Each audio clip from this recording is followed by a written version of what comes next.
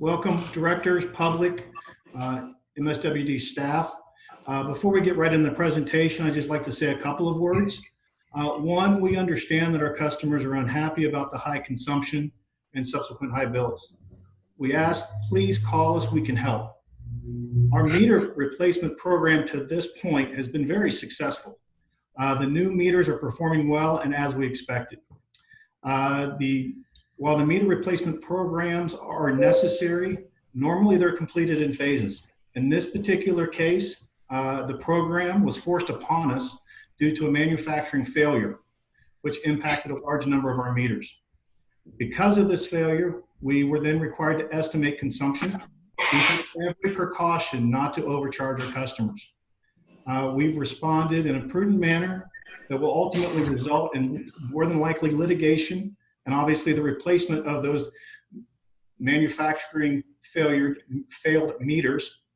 And it will be eventually to our success with our new meters. It provides us a lot of new technology and a lot of information, and we'll be passing that information on to our customers once we get the customer portal up and running.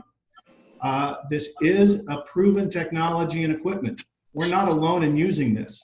Other water districts here in the Coachella Valley are using advanced metering infrastructure technology, and they're also using it system-wide like we're implementing. Again, we understand that our customers are unhappy. I myself experienced the increase in my bill when my meter was changed out several years ago. As you can imagine, when I opened my new bill after getting my new meter and I saw it increase by 10 times, I freaked out. I was concerned. I didn't have to call because I knew I was getting a new meter, but I understand if you don't understand the inaccuracy of old meters, the accuracy of new meters, it's a scary process. So it happens to all of us, and it's similar. What we're going through here is similar to what other agencies and other customers have gone through. Our staff has worked diligently to help hundreds of customers over the past year and work through a variety of issues, and you'll hear about some of those later today. As the presentation will show, we have better information to help our customers now. And we, again, just ask them to please call us if you have any questions about your bill, about your consumption, or if you have a leak, don't have a leak, please do not hesitate to call us.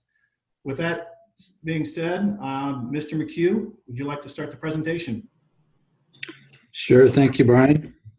Good afternoon, public and members of the board and staff. Bear with me for just a second. I'll get the presentation shared.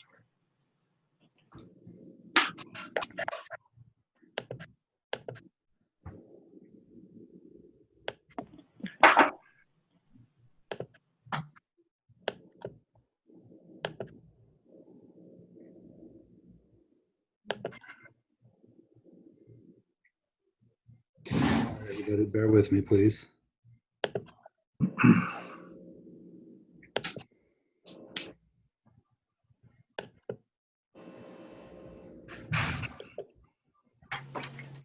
Oh, there we go. Hey, now we got Randy down there. Hi, Randy. Haven't seen you yet. I'm hiding in here somewhere.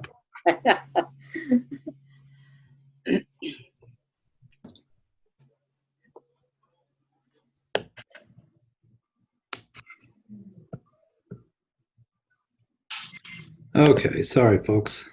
Now we're going. So again, good afternoon. As Brian mentioned, we'd like to give an update and have a discussion and answer any questions we can relating to our AMI project and the meter replacements and estimates and everything that surrounds that project. A quick outline of what we'll go over today. We'll go over a timeline since 2018 really is when the most recent events began, and we'll go through current. We'll have a little bit more detailed discussion on estimations. Obviously, when our registers failed, it forced us to start to estimate customer consumption, and so we'll delve into that a little bit and talk about what that means. Bill adjustments in month 1 of new AMI system. What we have experienced thus far is some customers in the first month after they receive their new meter, they are experiencing a little sticker shock, and we'll talk about why that's happening, and what we can do about it. The continuous flow notification. We'll talk more today about new data that is available to us that was not available to us prior to us implementing this AMI system, and what we have done with that data and what we'll be able to do with that data in the future. And what's being done, kind of where we go from here. We'll touch on a few items there, and then obviously answer any questions that anybody may have. So the timeline. You'll see, obviously, we're looking at 2018 to current time frame. Prior to this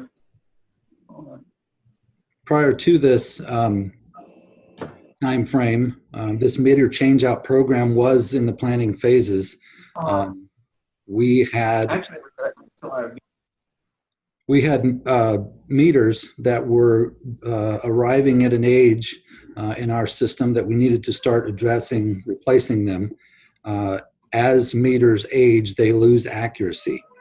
And because the mechanical parts inside them start to wear out, they do lose accuracy and stop measuring water as accurate as they should as they age. So that subject will be weaved throughout today's discussion, so it's an important topic.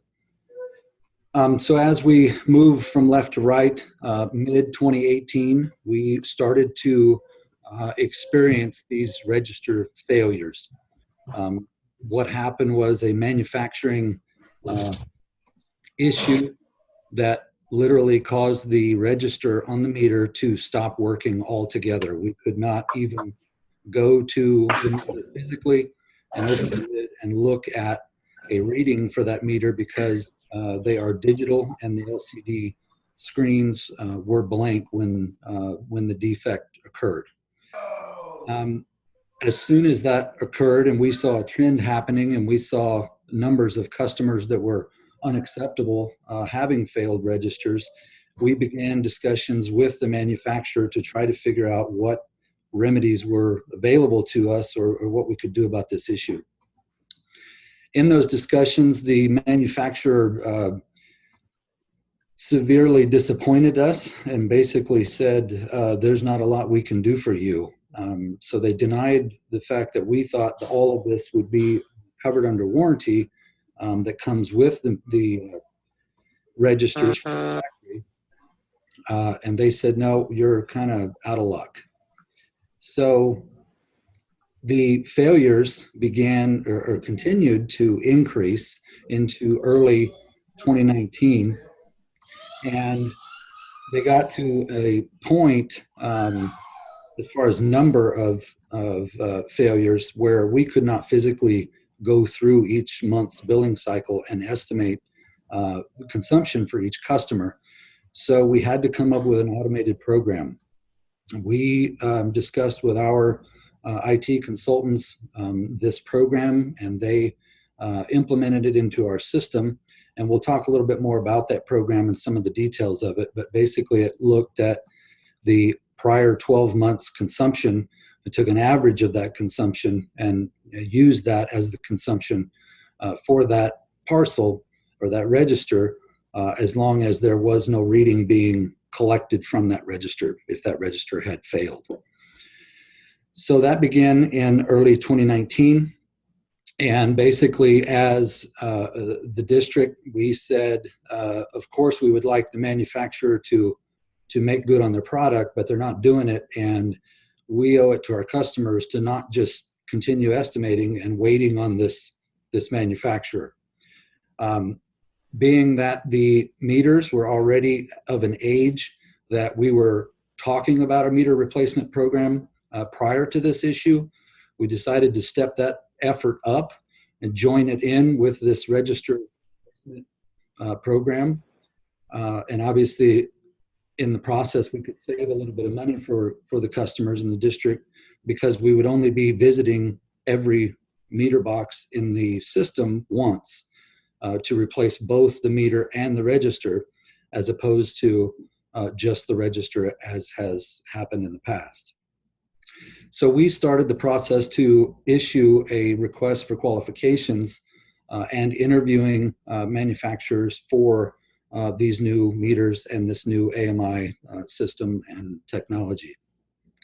So you can see from the timeline, the RFQ was issued, and then I believe the RFQ was issued August 1st of 2019, and by the time negotiations were completed and the public contract process that the district was required to go through, the bidding process, we began installing this new system on about the second week of December of 2019.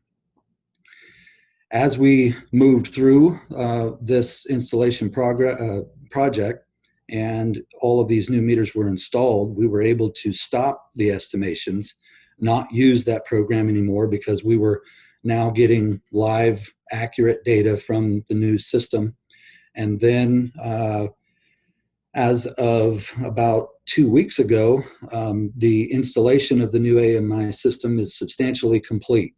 There are a couple of hundred, probably less than 200 meters in the district that have not been replaced yet, and for some reason those have extenuating circumstances surrounding them. For instance, the meter box is in the backyard, or there's a plethora of different reasons why we couldn't change it out, but we're going to go back and do that cleanup, and then obviously the project will be 100% complete. So we're almost there. Another issue we want to make sure we cover today is the communication we had with the customers during this 3-year process. Obviously, we would much prefer that it didn't happen, but since it did, we wanted to keep everybody informed as to what was going on and the efforts we were making to remedy it.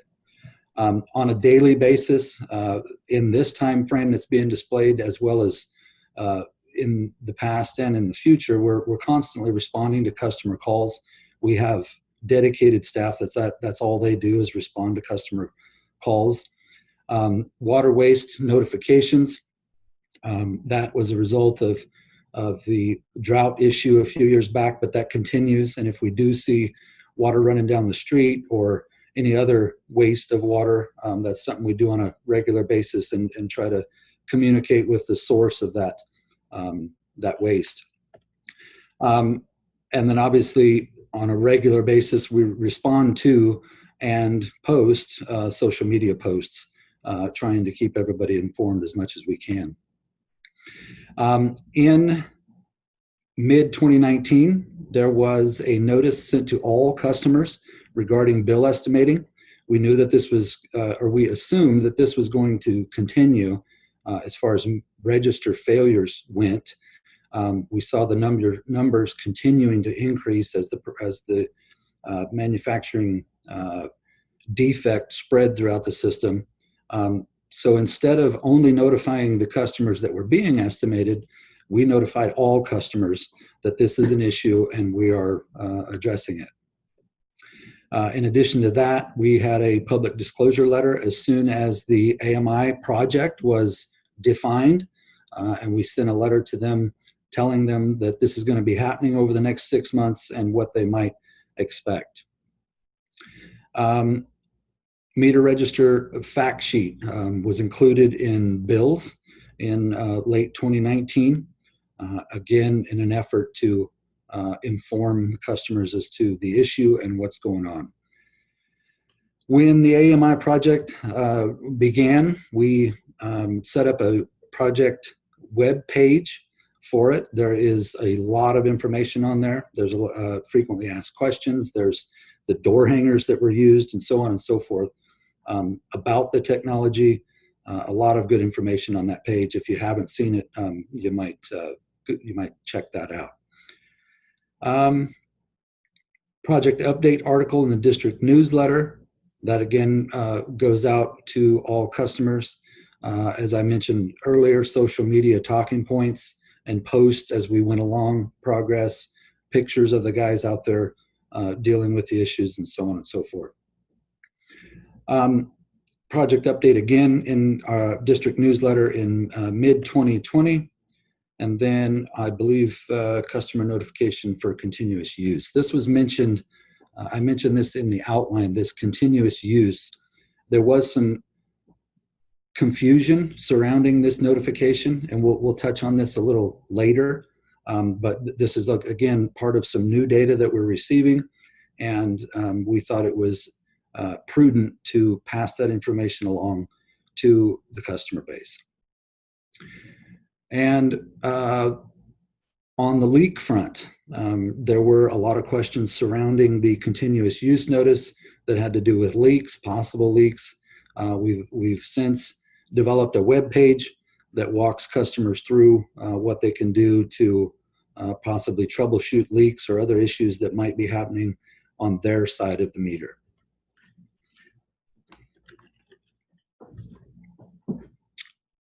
And a little more detail on how we've notified customers. And some of these are the lists that I just went through on the timeline. But just to give you an idea, this is the letter to all customers about the estimates being made.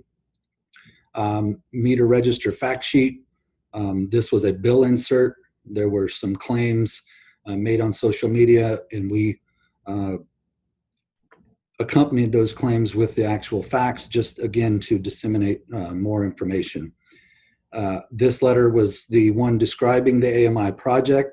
We named the contractor, told customers what they might expect, and then started to inform them about some of the benefits of this new technology.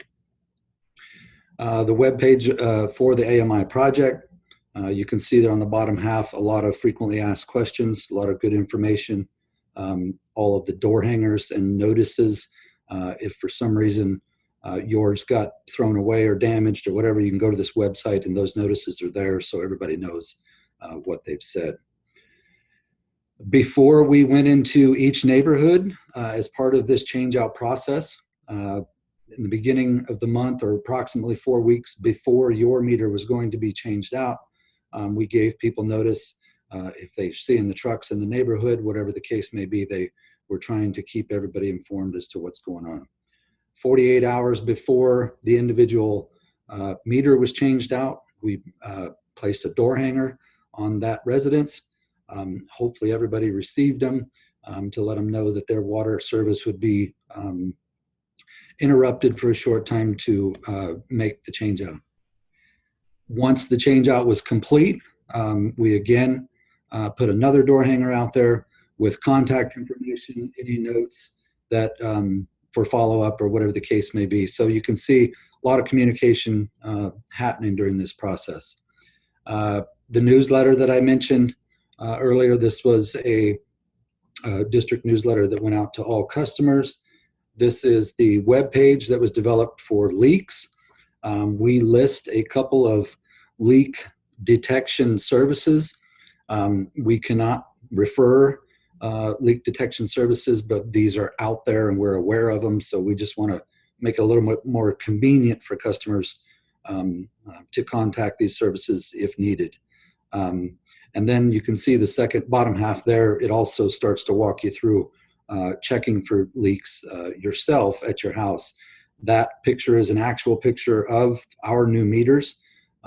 So they're familiar with what they're looking at in their own meter box. Toilet leak tests, pool leak tests. There are sometimes issues with evaporative coolers, autofill equipment on pools, so on and so forth. There's a lot of information on that webpage. And bill inserts, more about leaks. If you do have a high water bill, this is what you should do. It's not uncommon when new meters are installed. And so call us if there are any questions. And as I mentioned, of course, social media monitoring and posts throughout the process. This was definitely not recent communication that has happened with this project. It's been going on for some time now and throughout this installation progress. So that's kind of a recap of where we've been and how we got to where we are. So as I mentioned, the manufacturing defect caused our registers on our meters to fail forcing us to use estimated consumption. So let's discuss that a little bit. It's definitely an industry standard practice to use estimation. If a meter is not reading, the water purveyor literally doesn't have a lot of choice. They go back and try to figure out the average consumption for that parcel, but there are some downsides to using those estimates, and we'll go through those in a little more detail. The methodology that we used, I mentioned earlier, but what we did was, if you are, say we're now in August, your August consumption was based on August through July of the prior year, the prior 12 months. Those 12 months consumption were averaged together, and then we reduced that by 3%. That was mostly a good faith effort just to kind of get the message out there that we want to, if we are going to make an error, we want to err on the side of the customer. So there's a 3% cushion there for any major changes in your consumption habits, the seasonal fluctuation, whatever that issue may be. Again, very unique to each parcel, but that was the intent of discounting at 3%. The smoothing effect, we'll talk a little bit more about this in detail, but anytime you use an average, there's going to be a smoothing effect. With a median average, it's just kind of how the math works. You're going to have high months in those 12 months, and you're going to have low months in those 12 months. But if we take an average, there is a smoothing effect. So we'll address that. And obviously, any estimate, regardless of your methodology, is based on prior consumption. It's the only data you have to work with. And so the fact that consumption changes and we're basing everything on prior consumption, of course, it's not going to be as accurate if we had actual readings. But again, we're trying to come up with something reasonable and try to err on the side of the customer. Some of those factors that I mentioned, household turnover, other inconsistent use. You may have planted a yard since last year. You may have done a number of different things that affect your consumption. You might have had kids move out. Some of our parcels are rental properties, and so a single person could have moved out and a family of 5 could have moved in. But all we have is historical data for that parcel to base these estimates on.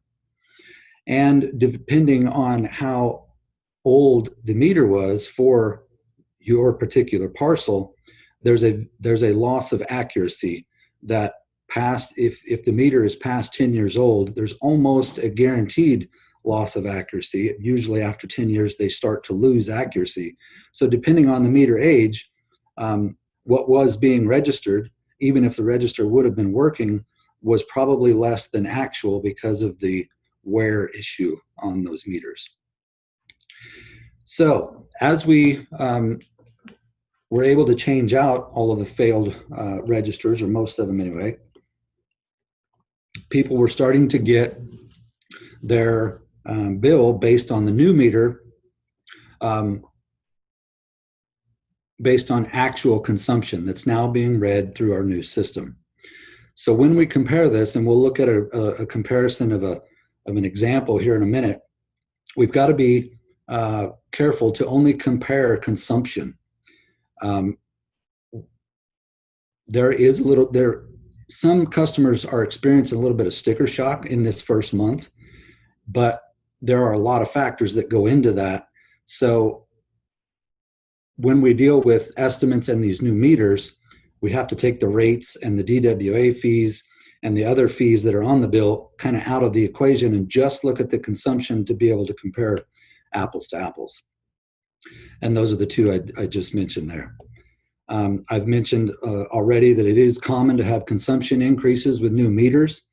The old meters were worn at varying levels, and these new meters are much more accurate. The new meters can even detect flow. Not only are they new and more accurate, they're better technology, and they can detect flow that wouldn't have even been detected by the old meter. These new meters can detect as low as 1/10 of a gallon per minute, which is pretty darn low.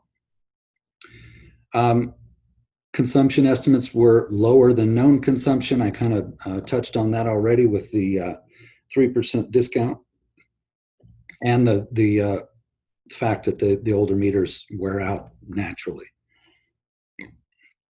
And obviously, you'll see a little later, July is when we really started seeing these sticker shock bills and customer calls related to these high bills. You'll see a jump in our normal weather-related consumption from June till July. It's one of our bigger increases. So we'll look at that in a little more detail in just a minute. So let's look at MSWD's typical customer. We went back and looked at customers over a 5-year period as part of our last rate study. And the result was that the typical MSWD customer consumes 13 units of water per month. Okay. So what I've done here is split up this timeline into months, obviously. And so this consumption in yellow is this MSWD customer, average customer. If you took all of those numbers highlighted in yellow, divided by 12, you'll get 13. And so that is our average typical MSWD customer. So what we're going to do is assume, because we need that 12 months for this example to calculate the estimates, we're going to assume that in January of 2019, this customer's register failed and we had to start estimating at that time. And so like I said, if we took all of those 12 months in yellow, divided it by 12, that would be your reading for July in this area, if you can see my pointer. Now, that is a rolling 12-month average. So every month, the prior 12 months is looked at. And so as you get further into the estimating process, it smooths itself even more, because now, for instance, in September, you're looking at all of these months plus only this month, this much of actual consumption. It was a rolling 12-month average. So again, that's the nature of averaging and the smoothing effect that I've referred to. Okay, and we're also going to assume for this example, and this is strictly an example to make a point, and we'll talk more about how we have to be careful using examples because every customer and every parcel is very unique.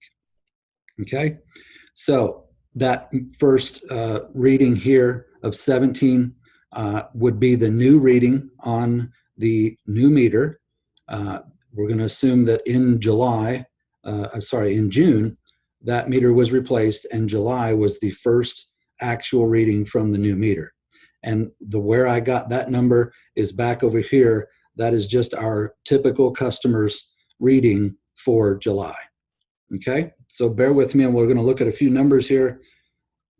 Try not to go to sleep, and hopefully we'll show you a point here. The effect of this averaging, if you compare this July to last July's bill for this example, you see it jumps from 13, the average number, back to an actual reading of 17, which is a 26% increase. So even though same customer, same parcel, the nature of these estimates that we were forced into does have a increase effect when you go back to actual readings. And if you look at that estimate compared to June, we're looking at a 37% increase over June. So the nature of these numbers the results of them are causing some sizable increases. You're looking at a third increase in the water bill under this example. So let's look at July of 2019, and then we'll compare that to July of 2020. And again, this also relates to the fact that in January of 2020 was the last increase of the 5-year rate action that was implemented 5 years ago. So there was a excuse me, there was a rate increase at this point in time. So that's going to snowball the effect of this a little bit. So under the rates that were in effect in 2019, if we use the consumption of 13 and run it through our typical bill, again, the DWA fee is a pass-through based on consumption amount that we collect and then directly pay to DWA. That money does not come to Mission Springs. Somewhat similar is the Desert Hot Springs utility tax, which is also a pass-through. But nonetheless, if you're just looking at the bottom line of your bill, it does affect it, and it will play into the sticker shock that has been happening thus far. So looking at July of 2020, actual consumption now, plugged into the current rate structure, you'll see an increase, sizable increase over 2019. 31% increase over prior year. Part of that was a rate increase, but a large part of that was a change in consumption based on the fact that we were forced into these estimations. If we did that same calculation for June, because a lot of people said, look, last month my bill was only $49, and just this next month, and I didn't change anything, and it went to $67. Well, 36% increase. Again, we're now coming out of the smoothing effect of these estimations that we were forced into. So again, just an example. I'm sure every customer in the district is probably thinking, well, that looks great, but that really has nothing to do with me because mine doesn't look like that. Again, just an example to show you the effect of this smoothing and what can happen when we come to the end of the estimations and start to get actual consumption information. Now, to follow up on that, this new system is giving us a lot more customer consumption data than we've had in the past. The old registers, we would literally get a reading from the register once a month. You can see from this graph. Now, this graph is the district's window into our customers' consumption. This is a specific customer. Obviously, we're not going to identify that customer, but just to use as an example. You can see here that consumption is very consistent most of the month, but for some reason from the 9th of July through the 18th of July, large amounts of water were used at this property. You can see here this 1,300 cubic feet on the 18th. That's the same 13 that is our typical customer's consumption in 1 month. This customer used it in 1 day. Not to say there's anything wrong here, but consumption is very erratic and very unique to each parcel. And so this new data, we've got to be careful to look at it, and in the future, the intent is to have this data readily available to a customer. So you'll literally be able to look at your consumption on a daily basis. Okay, another example. It appears that this customer is not around during the week. Thursday, consumption starts up, a lot of consumption over the weekend, and it appears that maybe they're working out of town, whatever the case may be. But again, each customer and each parcel is very, very unique. Another example, very high consumption on certain days, and appearingly possibly not even around on other days.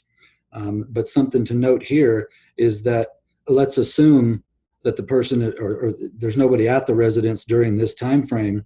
There is still water going on here, and they are getting a continuous consumption reading. So they could have a weeping toilet. They could have an irrigation leak. They could have something going on.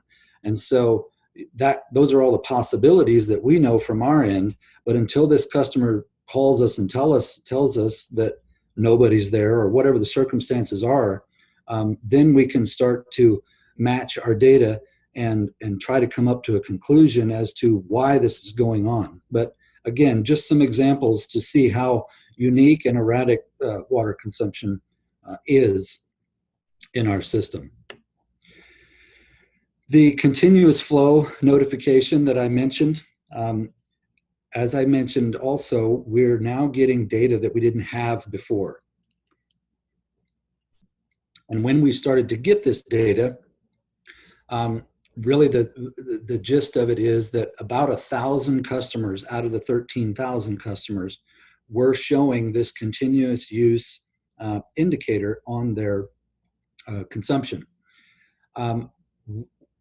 We thought it would be prudent to pass that information along. Why would we sit on this information if we think this is an indicator of a possible problem that the customer could be having?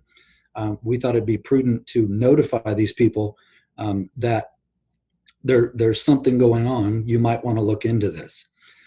There was some misunderstanding as to the messaging. This is the actual message here in front of you that was loaded into our auto dialer. And basically when you pick up the phone, you would hear a recording of this message. It mentions leaks and it says to please check for leaks, but it also mentions, you could have an autofill on your pool that I mentioned earlier. You could have a leaky toilet, whatever the case. But in no way did we want to imply to these 1,000 people that you have a leak on your property. That was not the intent, and we regret if that is how it came across. But this was the actual language. So again, a lot more data now that we didn't have before, and we thought it would be prudent to pass that information along.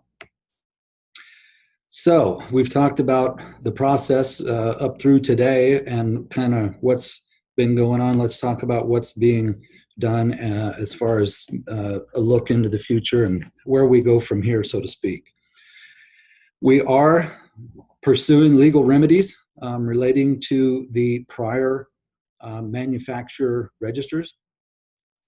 Hopefully, best case scenario, we get some sort of award out of that, and we can obviously offset the cost of these new meters with that.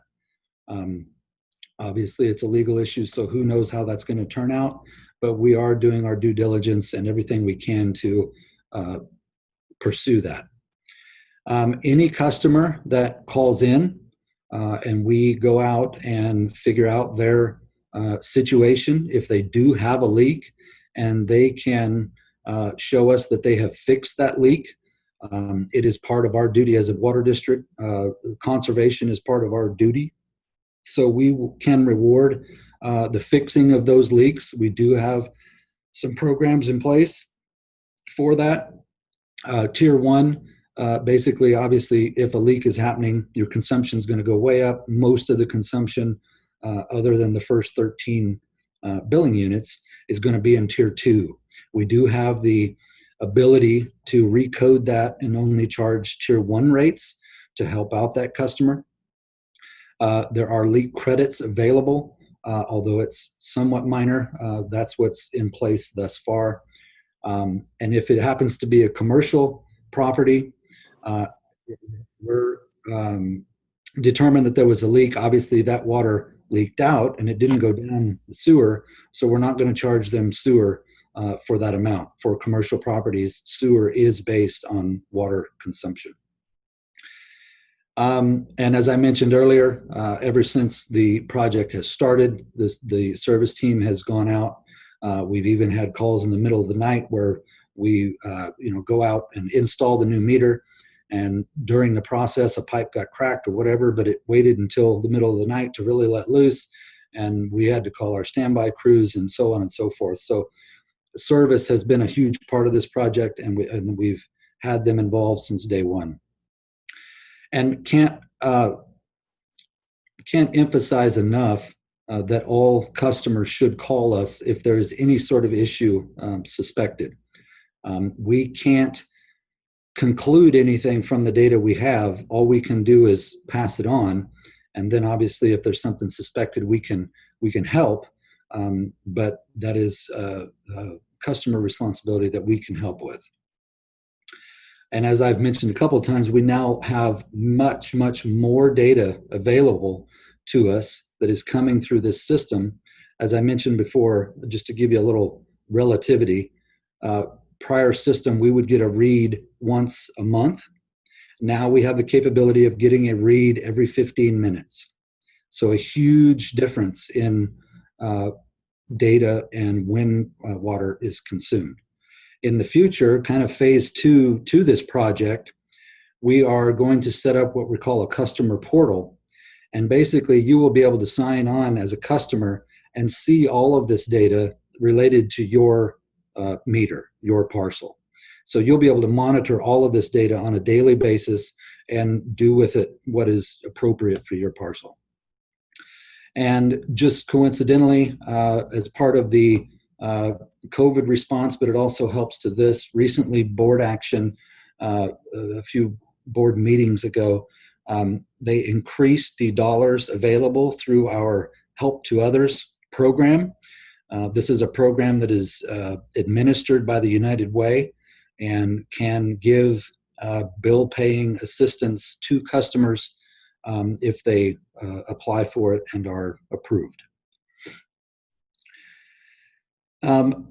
Again, customer dashboard. This is a small little screenshot of our data. This gives us the top 10 customers for that month in consumption. This gives us total system consumption, so on and so forth. There's a lot of data here that we won't go into a lot of detail because it's on our end, but data similar to this and this interface similar to this is what will be available to customers in the near future to be able to access all this new data that we're receiving. We just want to be able to pass along this data. Right now, we want to help you with it, but in the future, you can help you with it. And we now, as I mentioned several times, we now have this data to help you. And hopefully, like I said, in the near future, you will have this data in front of you on demand. And so that's kind of where we're heading and what's happening. I can't stress enough again, these resources. Obviously, the offices are open during our regular business hours. Staff is here to answer calls. You can email us at that email address on the second bullet. And there is a lot of information on our website at mswd.org. Obviously, our lobby is closed. You can't walk in and discuss your account because of COVID and other, the county regulations and so on and so forth. But we are still here. We are still available. And we want you to call if there is an issue suspected on your property. And that concludes my presentation, and I will happily answer any questions that I can.